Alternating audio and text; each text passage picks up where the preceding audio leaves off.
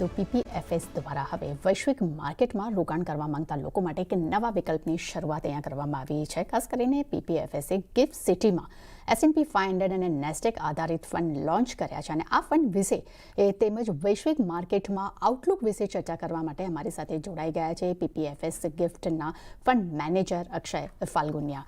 Good morning Akshayji. Akshayji, ખાસ કરીને શરૂઆત હું પહેલાં એ કરવા જઈશ કે આપણે જોયું કે વૈશ્વિક માર્કેટમાં અત્યારે આપણે જોયું કે સુપ્રીમ કોર્ટના નિર્ણય બાદ ટેરિફને લઈને જે અનિશ્ચિતતા વધી છે, જેમાં ખાસ કરીને મધ્ય પૂર્વમાં જે તણાવ વધી રહ્યો છે, તો આ બધી જ પરિસ્થિતિમાં તમે માર્કેટનું અહીંયા આઉટલુક કેવી રીતે જોઈ રહ્યા છો?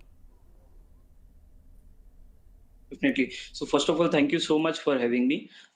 So આપણે થોડાક વર્ષોમાં અમુક વર્ષોમાં ઘણા બધા સિવિયર જીઓપોલિટિકલ ઇવેન્ટ્સ જોયા છે, જેના લીધે ડેફિનેટલી કોમોડિટી માર્કેટ્સ અને ઇક્વિટી માર્કેટ્સમાં આપણે બહુ જ બધી વોલેટાલિટી જોઈ છે અને જેના કારણે આપણે કોર્પોરેટ કેપેક્સ માં પણ એક લો કોન્ફિડન્સ જોવા મળ્યો છે.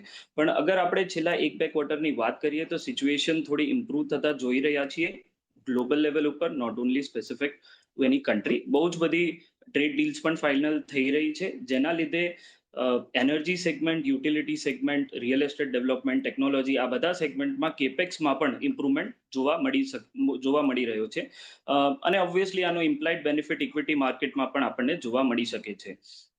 અમારું પર્સનલી ઇન્ક્લિનેશન એવી કંપનીઝ તરફ વધારે રહે છે જેનું રેવન્યુ ડાયવર્સિફાઈડ હોય, જેમ કે જેનું બિઝનેસ આખા ગ્લોબમાં વેરિયસ પાર્ટ્સ ઓફ ધ ગ્લોબમાં ફેલાયેલો હોય, એની કેશ ફ્લો જનરેશનની સસ્ટેનેબિલિટી સારી હોય અને જે બી કન્ટ્રીમાં કાં તો માર્કેટમાં એ કંપની ડોમિસાઇલ છે એનું કોર્પોરેટ ગવર્નન્સ અને રિપોર્ટિંગ સ્ટાન્ડર્ડ સારા હોય, જેનાથી કોઈ પણ સિવિયર વોલેટાલિટી સિચ્યુએશન, કોઈ પણ સિવિયર જીઓપોલિટિકલ ઇવેન્ટ કાં તો કોઈ પણ કન્ટ્રી સ્પેસિફિક ઇવેન્ટ આવે છે તો એની વોલેટાલિટી આ સ્ટોક્સ ઉપર થોડી રિડ્યુસ થઈ જાય છે.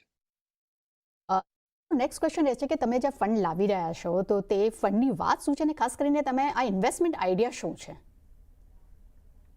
ડેફિનેટલી. જેમાં આપણા ડોમેસ્ટિક માર્કેટમાં પીપીએફએસ મ્યુચ્યુઅલ ફંડ છે, એવી જ રીતે ગિફ્ટ સિટી રિલેટેડ જે ફંડ્સ છે એ ગિફ્ટ સિટી પીપીએફએસ ગિફ્ટ થી લોન્ચ કરવામાં આવશે.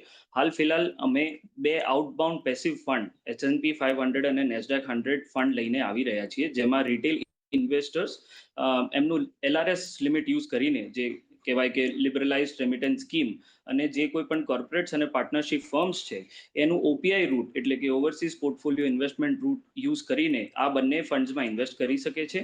આ બંને પેસિવ ફંડ્સ છે, એટલે અમે ડાયરેક્ટલી S&P 500 અને નેસ્ડેક 100ના ETFsમાં આ 2 ફંડ થ્રુ ઇન્વેસ્ટ કરીશું, જે S&P 500 અને નેસ્ડેક 100ના પરફોર્મન્સને મેચ કરશે. અને આ રિટેલ પ્રોડક્ટ છે, એટલે બેસિકલી AIFમાં જે મિનિમમ ટિકિટ સાઇઝ $150,000 રાખવામાં આવે છે, એની સામે રિટેલ ફંડમાં આ ટિકિટ સાઇઝ અમે ઘટાડીને $5,000 કરી છે. ઓકે સર, નેક્સ્ટ ક્વેશ્ચન હું તમારી પાસે તે જાણવા માંગુ છું કે જે ટ્રમ્પ ટેરિફની જે અત્યારે અસર થઈ રહી છે તેના માટે તમારો શું મત બની રહ્યો છે અને આવી પરિસ્થિતિમાં ભારતીય માર્કેટ માટે રોકાણ માટે તમને કેવી અસર દેખાઈ રહી છે? ડેફિનેટલી. સો છેલ્લા 8 મહિનાઓ આપણે બહુ બધા ટેરિફ મૂવ્સ જોવા મળ્યા છે. આપણે 50% જેવો હાઈ ટેરિફ પણ જોઈએ છે અને 10% જેવો લો ટેરિફ પણ વાતચીત થતા જોઈ છે. સો ડેફિનેટલી આ સિચ્યુએશન કન્ટિન્યુઅસલી ઇવોલ્વિંગ છે અને જેટલા પણ બિઝનેસીસ આનાથી ઇમ્પેક્ટ થાય છે એમને આ સિચ્યુએશન અને આ ડેવલપિંગ સિનારીઓ જોડે રીએડજસ્ટ કરવું પડશે. ફ્યુચરમાં પણ કોઈ પણ દિવસે કોઈ પણ એક સ્પેસિફિક કન્ટ્રી ઇમ્પેક્ટ થઈ શકે છે, કોઈ પણ એક સ્પેસિફિક ઇન્ડસ્ટ્રી ઇમ્પેક્ટ થઈ શકે છે, એટલે જ આ કંપનીઝને આ નવી રિયાલિટીઝ જોડે રીએડજસ્ટ કરવું પડશે અને એ આપણે ધીરે ધીરે થતા પણ જોઈ રહ્યા છીએ. થેન્ક યુ અક્ષયજી, મારી સાથે જોડાવા બદલ અને આ બધી જ વિગત અમારી સાથે શેર કરવા બદલ.